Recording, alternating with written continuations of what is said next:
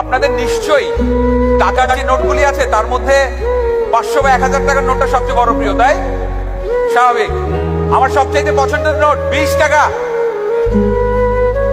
আমি ঢাকা বিশ্ববিদ্যালয়ের ছাত্র ছিলাম, সিম্পল একটা মধ্যবিত্ত ফ্যামিলির ছেলে ছিলাম, কিন্তু আমি আলোকচিত্রী হতে চেয়েছি, যেটা ছিল দুঃস্বপ্নের কাছাকাছি।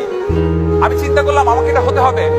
খুব ছোট করে বলছি, আমি বিশ্ববিদ্যালয়ের ছাত্র থাকাকালীন সময়ে ঢাকা বিশ্ববিদ্যালয়ে 20 টাকা করে ছবি তোলা শুরু করলাম। বিভিন্ন দিবসে হলের মেয়েরা সেজে গুজে আসতো, লাইন ধরে দাঁড়াতো, আমি ছবি তুলে দিতাম, নেক্সট 20 টাকা, নেক্সট 20 টাকা।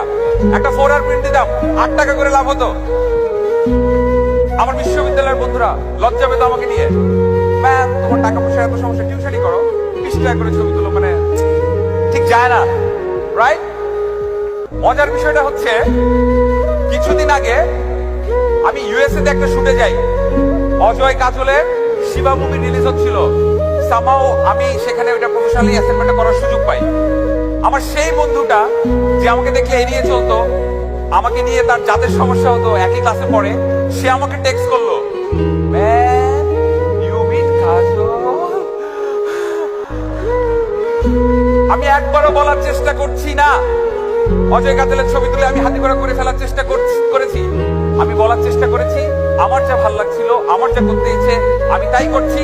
আমার সেই বন্ধুগুলি, লজ্জা পাওয়া বন্ধুগুলি সিদ্ধান্ত পরিবর্তন করেছে।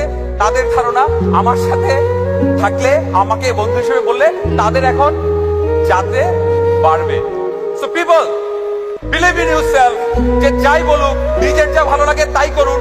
সেই মানুষগুলি সিদ্ধান্ত পরিবর্তন অবশ্যই করবে।